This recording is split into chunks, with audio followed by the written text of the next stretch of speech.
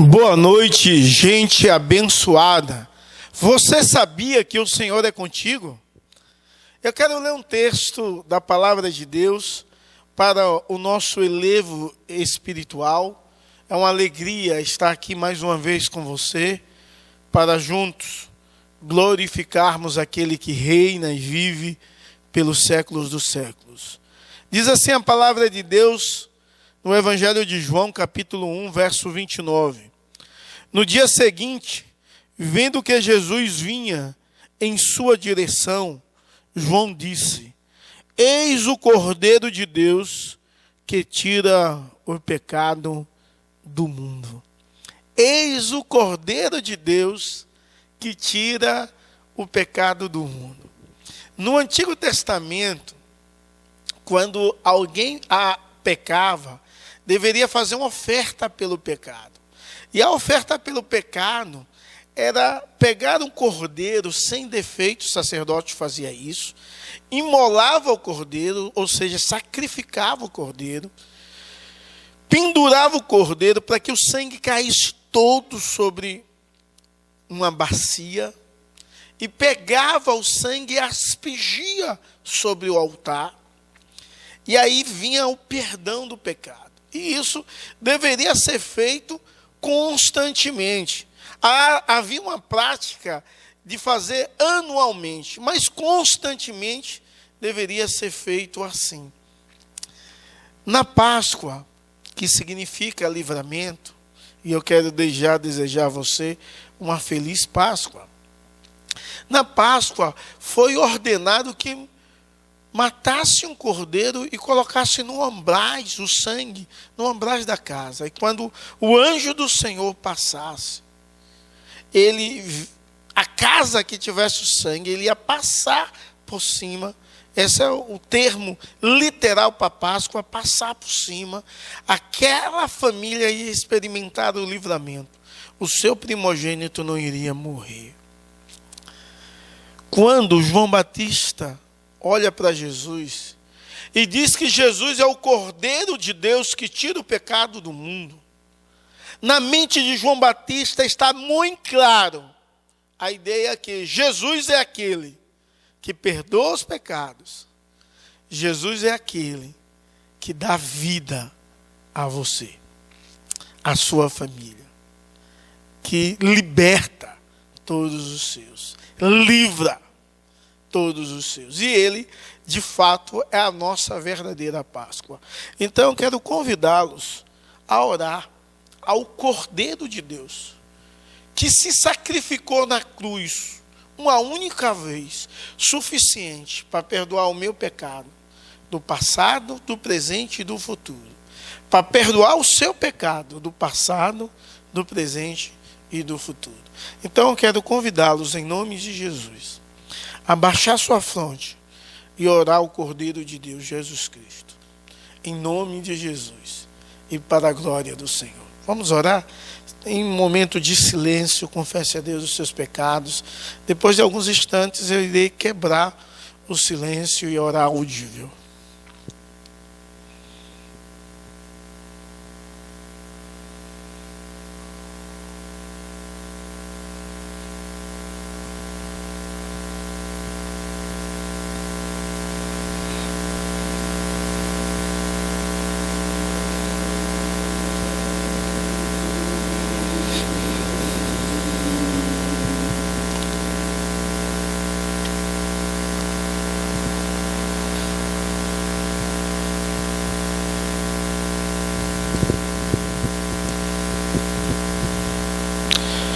Deus de amor, diante da tua presença, nos encontramos nessa noite e queremos te pedir, ó Deus, que o Senhor venha nos perdoar. Perdoa os nossos pecados, pois pecamos contra ti, magoamos a tua santidade. Nos livra, ó Deus, dos desejos pecaminosos e ajuda-nos, ó Deus, a vivermos em santidade, pois reconhecemos quem somos, miseráveis, pecadores, e carecemos da tua graça, da tua glória, da tua presença, do teu poder, do teu perdão. Obrigado, ó Deus, porque o Senhor é um Deus que ouve a oração de cada um que está aí na sua casa, ouve a minha oração. Ó Deus, obrigado porque tu és um Deus absoluto, magnífico, extraordinário. Que a tua bênção, ó Deus, venha em nome de Jesus alcançar o teu servo e a tua serva, trazendo paz e perdão. Nós te louvamos pelo teu sacrifício, nós te agradecemos pelo teu grande amor, te exaltamos porque tu és o nosso Deus, tu és o Cordeiro de Deus, que tira o nosso pecado, em nome de Jesus. Amém e amém. Que Deus, com a sua infinita bondade, possa dia após dia te abençoar, e dia após dia você possa experimentar a alegria de viver com Cristo. A alegria de viver com Cristo ressurreto, que te remiu, que te salvou, que te libertou, experimentando todos os dias a alegria do Senhor, que nos fortalece. Nós iremos louvar ao Senhor com bastante alegria em nossos corações, na certeza da bondade de Deus e da manifestação da graça do Senhor e Salvador Jesus Cristo. Vamos todos louvar a Deus com alegria com a nossa equipe de louvor.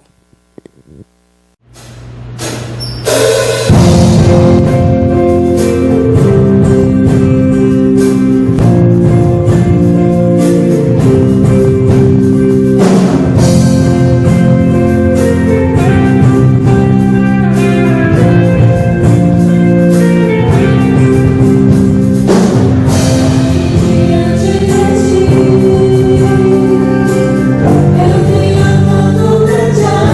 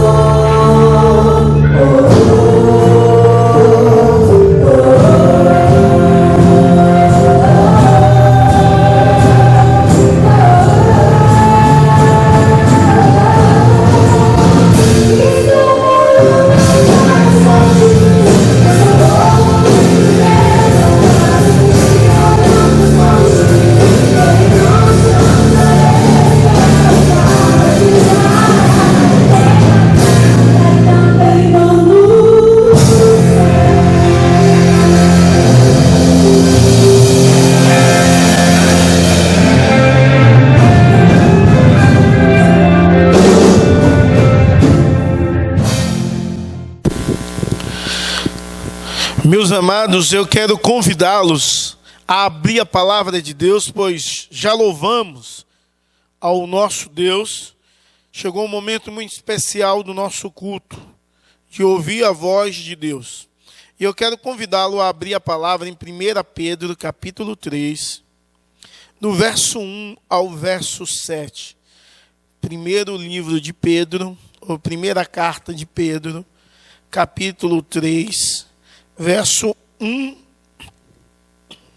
ao verso 7. Diz assim: igualmente vocês, esposas, sejam sujeitas, cada uma ao seu próprio marido, para que, se ele ainda não obedece à palavra, seja ganho sem palavra alguma, por meio da conduta da sua esposa.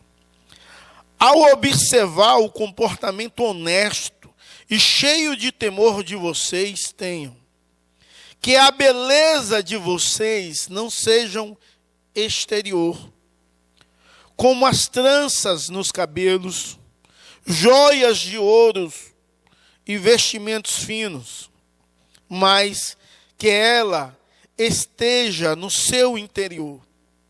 Uma beleza permanente de um espírito manso e tranquilo, que é de grande valor diante de Deus.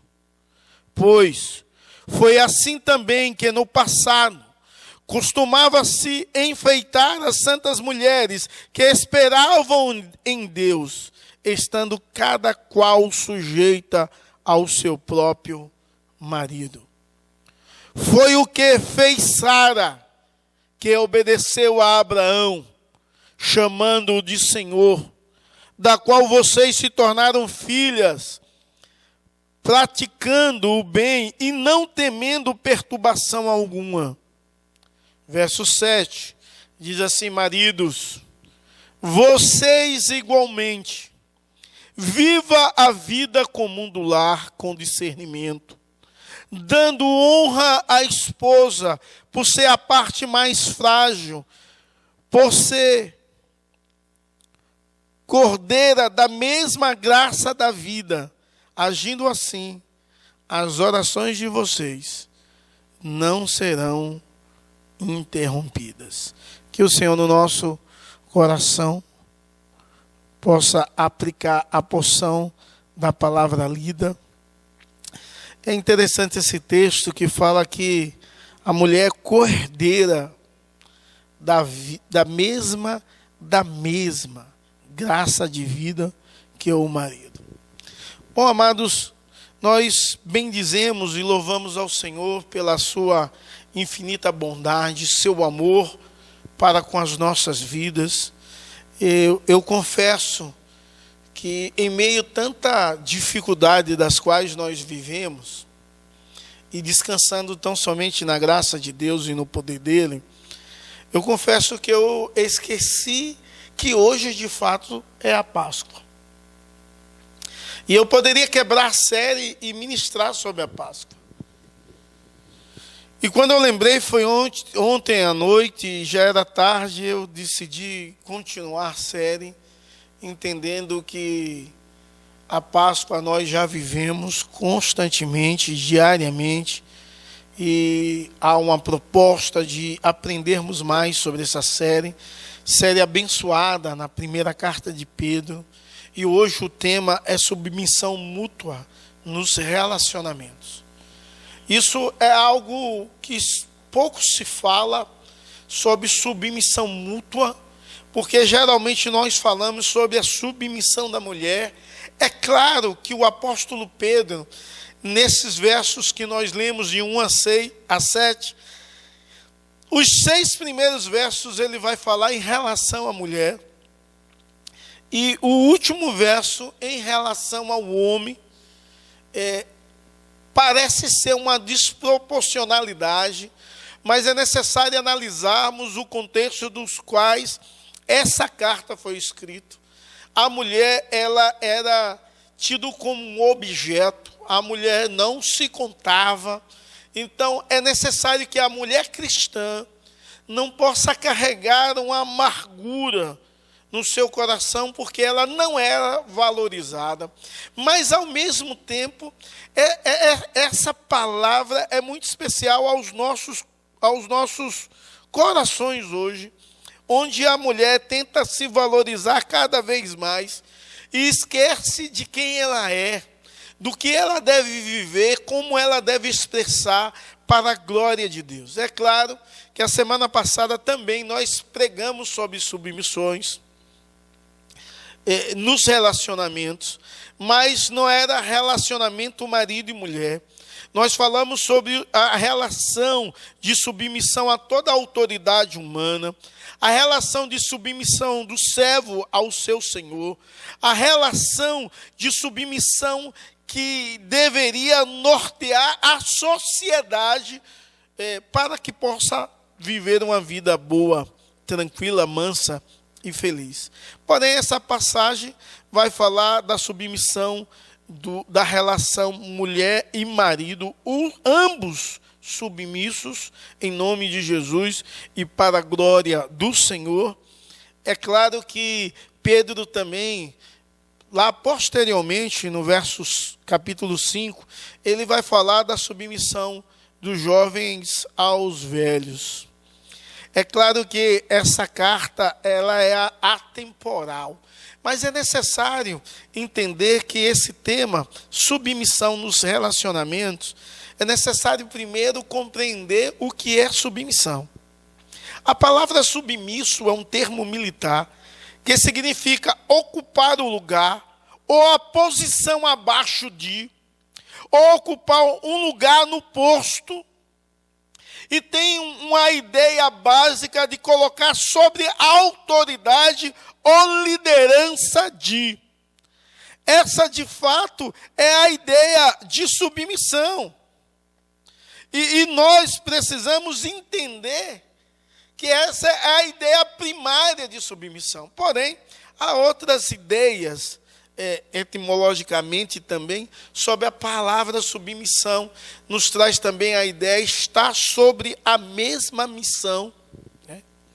E isso nós ouvimos esses dias em uma live. E eu quero te dizer, em nome de Jesus, que essa submissão citada na relação marido e mulher é uma submissão voluntária, não é uma submissão opressora. Não é uma submissão por causa do medo, mas é uma submissão por causa do amor. E o amor envolve a morte do orgulho. O amor envolve a morte do eu e entender que o outro é superior. E essa submissão leva a uma boa comunicação, a uma vida boa de companheirismo, a mulher ser uma boa dona de casa, uma boa amante, o homem ser um bom marido, um bom amante, um bom pai, uma boa mãe. E essa submissão é algo extraordinário que está no coração de Deus para a vida da igreja. E quando nós falamos disso, parece que a igreja não compreende a ideia primordial de submissão na relação conjugal, submissão no casamento. É claro que, como eu disse, os versos 1 a 6 vai falar os deveres da esposa salva com os seus maridos não salvos, e a submissão do marido no verso 7. Quando nós olhamos os deveres da esposa salva para com os maridos não salvos, nós podemos ver que a esposa cristã, ela deve estar sujeita ao seu marido, segundo diz a palavra de Deus. Segundo diz a palavra de Deus no verso 1. Igualmente vocês, esposas, estejam sujeitas, cada um ao seu próprio marido. Dá uma ideia aqui dessa submissão, sujeição da mulher ao seu próprio marido, entendendo que o seu marido é superior a ela, compreendendo isso. E é interessante esse texto, quando nós paramos e olhamos para esse texto, nos traz uma ideia muito boa, porque diz igualmente você, dá a ideia de continuar, está ligado. O texto está falando o tempo todo de submissão. E o verso 1 está ligado aos versos anteriores, dizendo igualmente, como, seguindo o exemplo de Cristo, que sujeitou-se ao máximo, e o último exemplo de sujeição é o de Cristo, no capítulo 2, diz igualmente vocês, esposa, estejam sujeitos cada um ao seu próprio marido. E é interessante que Pedro aqui, ele não está dizendo que a mulher deve ser submissa ao homem, mas ao seu próprio marido. Ou seja, não é inferior a nenhum outro homem, não há uma posição de inferioridade, mas há uma posição de sujeição, de submissão ao seu marido. E isso muitas vezes dói no ouvido das mulheres ouvir que as mulheres devem ser submissas aos seus próprios maridos, não por força, mas por amor. E de fato, quando experimentamos, de fato, viver o amor faz com que essas mulheres possam ser submissas aos seus maridos, entendendo que o seu marido é alguém que necessita da boa mão do nosso Senhor e Salvador Jesus Cristo. Ainda chama a sua atenção para o verso 1, que diz assim, para que se ele ainda não obedeça a palavra, seja ganho sem palavra alguma, por meio da conduta da esposa. A esposa deve testemunhar ao marido o quanto ela é salva, o quanto Deus opera na vida dela, mesmo sem palavras, nos seus atos. Ela deve testemunhar que ela é uma mulher de Deus.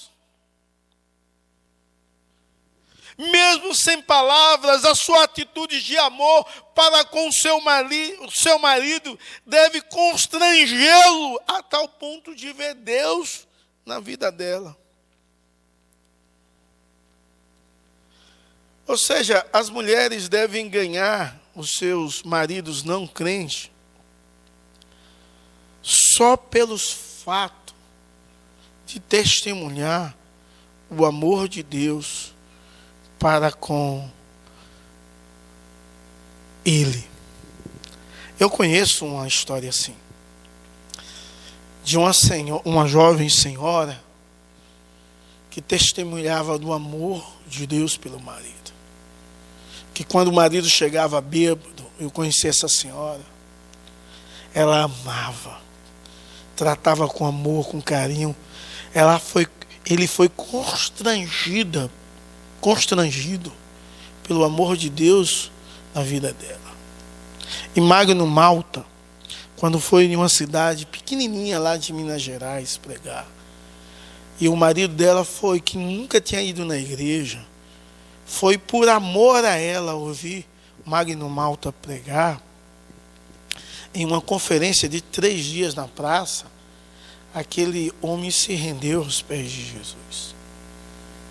Em uma conversa com ele, eu não estou citando nomes aqui, porque essa ilustração é muito boa. Ele diz que ele foi constrangido pelo amor da esposa. Ele chegava em casa, fedendo a cachaça, sem noção, e ele imaginava que a esposa deveria bater nele, quebrar a vassoura na cabeça dele. Mas a esposa tratava com amor, ela dava banho, ela colocava comida nele, ela tratava com carinho, com muito amor, com muita dedicação. E isso é Deus na vida dela. Isso é alguém direcionada por Deus de tal forma que não se rendia aos seus desejos e emoções, mas dominada pelo Espírito Santo, refletiu o amor de Deus, a glória de Deus. ouvindo o Hernandes Dias Lopes falar sobre o testemunho da mulher não crente, a mulher crente que casa com o marido não crente, ou a mulher crente que aceitou a fé depois de estar casada, que isso de fato é o certo. Crentes devem casar com crentes. Um testemunho da África do Sul, onde houve o grande avivamento de 1966. Hernandes disse que ouviu isso do pastor lá na África do Sul, onde o pastor fez um aconselhamento a uma mulher que dizia: eu moro com o diabo. O meu marido chega em casa bêbado, quebra tudo, bota os meus filhos para fora. Eu não aguento mais. E o pastor aconselhava 3 vezes, 3 dias seguidos, e todos os 3 dias aquela mulher chegava chorando, contando a mesma coisa. E um dia o pastor disse: compre uma bacia. E quando seu marido chegar em casa com raiva, bêbado, querendo quebrar tudo, você vai lavar os pés dele. E quando aquela mulher foi lavar os pés do marido, o marido não compreendia o porquê daquilo. Ele disse: por que você fez isso? E ele disse: foi o pastor, eu quero conhecer esse pastor. E ele foi para a igreja e se rendeu a Jesus Cristo.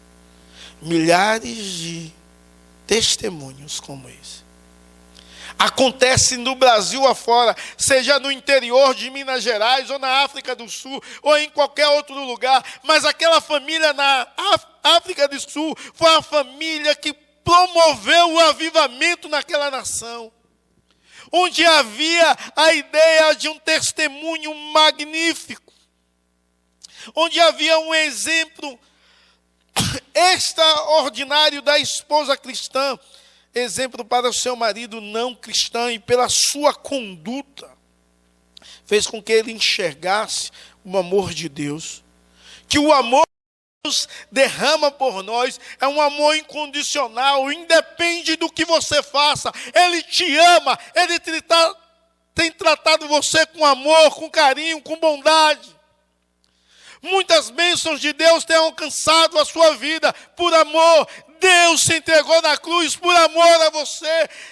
Possa refletir o amor nas suas relações, marido e mulher. Isso é magnífico quando entendemos que o exemplo pode salvar. É claro que o apóstolo Pedro vai dar conselhos não só sobre o bom exemplo, o bom testemunho, a forma de como ser submissa, mas ele vai dar um bom exemplo também a respeito de como a mulher deve se apresentar. O verso 3 diz bem assim: que a beleza de vocês não seja o exterior, como as tranças no cabelo, joias de ouro ou vestidos finos. Ou seja, que a beleza de vocês não venha a ser o externo, o exterior, mas o interno. E ele usa aqui 3 ideias: cabelos penteados, ou seja, com tranças, joias de ouro e vestimentos bonitos. Que não seja isso. É claro que uma mulher bem penteada, bem escovada, o cabelo bonito, bem pintado, usando joias, com um vestido bonito, é algo bonito de ser visto. Mas isso não é o mais importante. E nos nossos dias, isso virou tão forte nos nossos dias, que há uma preocupação exagerada pelo exterior, pelo que é visível, em vez de ter uma preocupação com o interior. Uma preocupação de querer viver para a glória de Deus. Viver onde Deus é exaltado, onde Deus é glorificado, onde você responde às situações da vida como Deus deseja. É claro que na relação conjugal, todo marido quer ver a sua esposa bonita, enfeitada, adornada, com cabelo bonito, com um batom bonito, com os brincos bonitos, com um vestido bonito, com boa aparência. É claro que isso é importante, mas não é o mais importante. Como vai o seu coração? Quais têm sido as suas atitudes? Quais são as suas respostas em meio a situações adversas? Você tem respondido como Cristo deseja? Como está a sua relação conjugal? Você tem observado os princípios de Deus? Você tem amado o seu marido?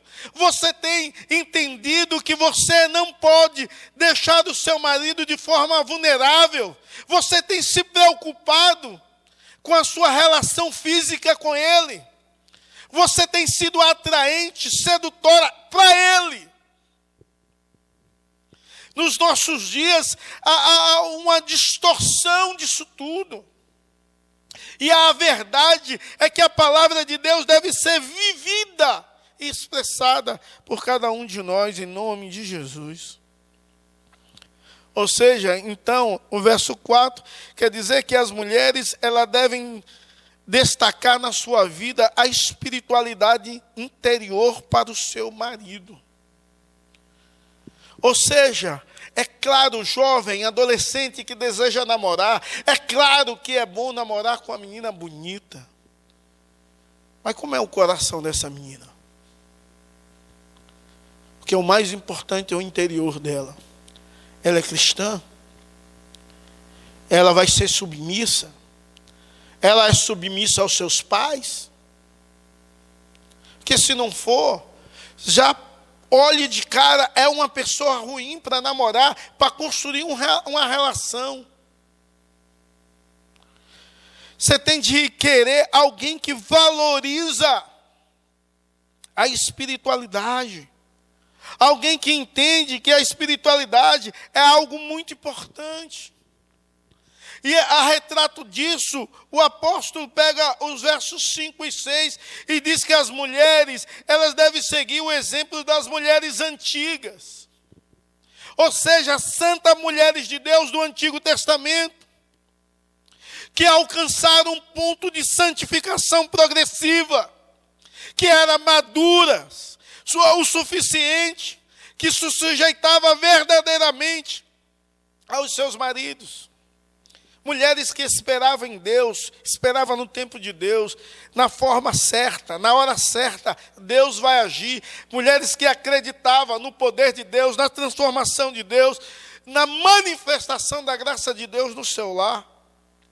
Mulheres que tinham atitudes diferentes em relação ao casamento e o papel do marido na família. Mulheres que não eram dominadoras, mas mulheres que entendiam o papel da submissão. E isso é tão claro e tão forte, que o apóstolo Pedro, ele não vai só dizer que devemos seguir o exemplo, que as mulheres devem seguir o exemplo das mulheres do Antigo Testamento, mas ele lança a luz, no verso 6, a uma personagem, a Sara, que obedeceu a Abraão e o chamou de Senhor. Ou seja, ela entendia a posição do marido. Ela entendia que o marido era o cabeça, era o sacerdote, era o mestre da sua própria casa. Então, depois de falar todas essas verdades a respeito da mulher, que deve ser submissa ao seu marido, nessa relação conjugal, depois de ensinar a mulher que ela deve ser exemplo na sua conduta, depois de ensinar a mulher que ela deve valorizar o que é interno, e depois de ensinar a mulher que ela deveria seguir o exemplo das mulheres do Antigo Testamento e de Sara, grande exemplo de submissão. Ele agora vai orientar os homens a respeito das verdades, da submissão na relação conjugal. E aí, verso 7 diz: maridos, vocês igualmente vivam a vida comum do lar, com discernimento, dando a honra à esposa por ser a parte mais frágil, por ser coerdeira da mesma graça da vida, Agindo assim, as orações de vocês não serão interrompidas. E esse verso é um verso muito forte e um verso muito usado, porque a função do marido é a mesma função de Cristo. A função do marido é ser como Cristo é o cabeça da igreja, o marido é o cabeça da família. Mas a função do marido também é a mesma função de Cristo, que como Jesus deu a vida pela igreja, o marido deve dar a sua vida pela sua esposa. A função do marido no casamento, embora seja de liderança, é uma liderança a exemplo de Cristo. Líder serviçal. Então o marido deve servir a esposa assim como Cristo serviu e serve a igreja. Então, o segundo ponto de nossa mensagem é maridos submissos. Segundo e último ponto da mensagem. E é claro que você só ouve falar sobre a submissão da mulher, mas hoje eu quero falar sobre a submissão do marido, porque o apóstolo Pedro, ele ressalta a submissão na relação conjugal. E aí diz: maridos, vocês igualmente, e mais uma vez, essa ideia igualmente, que ele fala também no verso 1 para as mulheres, ligando a submissão de Jesus, a submissão dos servos aos seus senhores, a submissão da sociedade a toda a autoridade humana constituída, mas em primordial, olhando para Cristo. A ideia aqui é que o marido também seja submisso à sua esposa. E como se deve ser essa submissão à esposa? E é claro que o apóstolo Pedro vai ensinar como deve ser essa submissão. Ele deve viver a vida comum do lar com discernimento. Isso é fantástico. Ele deve viver a vida comum do lar, ou seja, sendo sábio. E é claro que Pedro, é necessário que mais uma vez você possa parar e pensar no contexto. É claro que naquele contexto era inconcebível que um marido fizesse alguma coisa na casa. Isso era a obrigação da mulher. Então, a vida comum no lar, então, de forma primária, não quer dizer que o marido deve limpar a casa, varrer a casa. Se fizer isso, faz muito bem. Se fizer isso, glória a Deus por isso. Se fizer isso, há um entendimento que você também mora ali, e que a sociedade, em certo aspecto, mudou, mas tem coisas das quais são imutáveis e servem para a nossa vida. E a vida comum no lar é ser de fato um parceiro.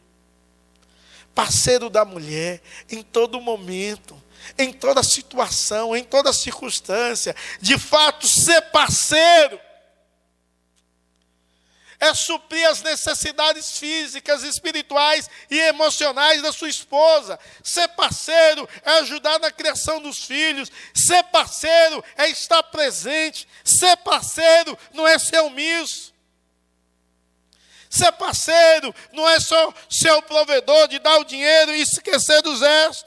Ser parceiro é estar presente em toda e qualquer situação, seja na saúde, na doença, na riqueza, na pobreza, está ali. Parceria. E essa parceria tem de ser de forma sábia, tem de ser com discernimento.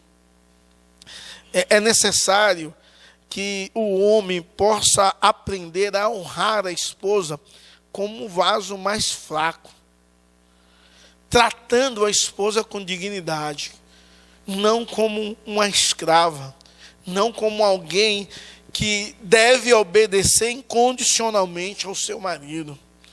Ele deve tratá-la com honra, entendendo que ela é a parte mais frágil. Mas entendendo que isso, mesmo ela sendo a parte mais frágil, isso não quer dizer que ela seja menor que você. E é claro que Pedro diz, corredeira da mesma graça de vida. Ela é alguém que foi alcançada pelo mesmo Deus, que experimentou da graça, do perdão de Deus, só vive através de Jesus Cristo. Alguém que foi liberta e abençoada por Cristo. E depois ele traz a ideia que os maridos devem viver em paz ou trabalhar para o paz do lar. E ele diz que quando isso não acontece, as orações de vocês são interrompidas. Quando há brigas na casa, quando não há paz, quando não há acordo, quando não há harmonia, a relação também é quebrada no céu. A relação é quebrada também para com o nosso Deus Todo-Poderoso.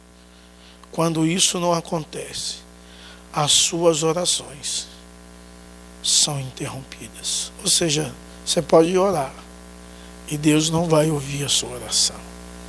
Porque você fez uma aliança. E nessa aliança da qual você fez, Deus tem de estar presente. Deus tem de ser exaltado. Deus tem de ser magnificado.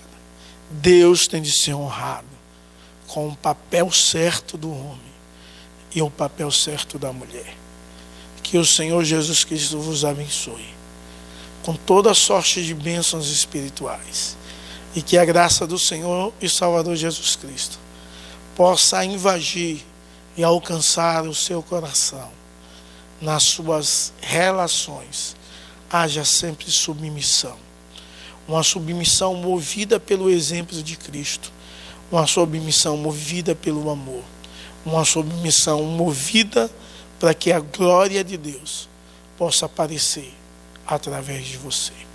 Que Deus te abençoe, uma feliz Páscoa, que a graça do Senhor possa alcançar as suas relações, todas elas, a sua relação com as autoridades instituídas, que foram Deus que instituiu, do poder legislativo, executivo e judiciário, as suas relações com seu patrão, seu chefe, as suas relações com a sua esposa, marido e mulher, entendendo, acima de tudo, que nós recebemos o exemplo de Cristo e vivemos para a glória de Deus. Que Deus te abençoe e te dê graça para viver uma vida de submissão nessas diversas áreas da vida, para a glória, louvor, adoração e magnificação do nosso bondoso Deus e Pai, Senhor e Salvador Jesus Cristo, que te ama e que deu exemplo de submissão, se entregando para que nele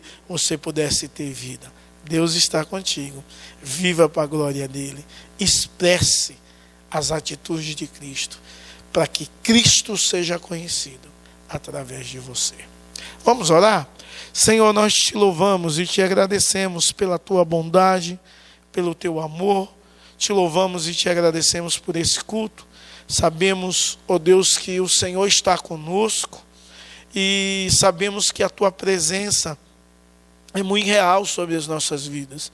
Obrigado, ó Deus, porque o Senhor nos ajuda a viver em todas as nossas relações de forma correta e de forma que o Senhor possa ser glorificado, exaltado, em nome de Jesus e para a glória do Senhor.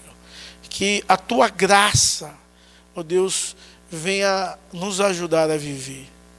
Que o teu amor possa nos constranger a expressar amor constantemente em todos os nossos relacionamentos. Em nome de Jesus. Amém. Receber a bênção. Que a graça do nosso Senhor e Salvador Jesus Cristo, que o amor de Deus, o nosso eterno Pai, que a comunhão e a consolação do Divino Espírito Santo seja sobre você e sobre todo o povo de Deus, espalhado sobre toda a face da terra, hoje e para todo sempre. Amém e amém. Deus abençoe.